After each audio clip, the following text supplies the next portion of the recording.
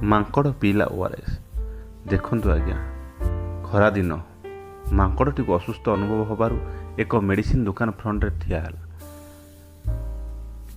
ଲୋକମାନଙ୍କ ସହିତ ମିଶିବାକୁ ଚେଷ୍ଟା କଲା, ଜଣାଇବାକୁ ଚେଷ୍ଟା କଲା ମୋର କିଛି ଅସୁବିଧା ଅଛି, ଯେଉଁଟାକୁ ସେହି ଦୋକାନୀ ମେଡ଼ିସିନ ଦୋକାନୀ ଭାଇ ବୁଝିପାରିଲେ ଏବଂ ଦୋକାନରୁ ଏକ ଇଲେକ୍ଟ୍ରୋଲାଇଟ୍ ଆଣି ତାକୁ ପିଆଇଲେ। ସେ ବହୁ ଆନନ୍ଦରେ ପିଇଲା। ଲୋକମାନଙ୍କୁ ଆଦୌ ଭୟଭୀତ ହେଲା ନାହିଁ, ସେ ନିଜେ ଭୟଭୀତ କଲା ନାହିଁ। ତେଣୁ ଲୋକମାନେ ମଧ୍ୟ ନିର୍ଭୟରେ ତାକୁ ORS ପିଆଇଲେ। ଦେଖନ୍ତୁ ବନ୍ଧୁଗଣ, ମାଙ୍କଡ଼ ହେଲେ କ'ଣ ହେବ, ସେ ବି ଲୋକମାନଙ୍କୁ ତା'ର ଦୁଃଖ ଜଣାଉଛି।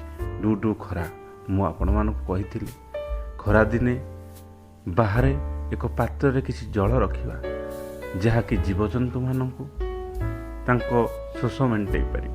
ଦେଖିଲେ ଏ ଦୃଶ୍ୟ ଦେଖି ଆପଣ ଠିକ୍ ଜାଣିପାରିବେ ମାଙ୍କଡ଼ ହେଲେ କ'ଣ ହେଲା। ସେ ତା'ର ଅସୁବିଧାକୁ ମଣିଷକୁ ଜଣାଉଛି ଏବଂ ମଣିଷଠୁ ସାହାଯ୍ୟ ପାଉଛି।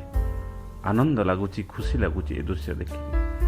ସେ ସିନା ମାଙ୍କଡ଼ ହେଲେ କ'ଣ ହେବ, ଭଲ ଭାବରେ ଟିକେ ଏ ଦୃଶ୍ୟକୁ ଦେଖନ୍ତୁ।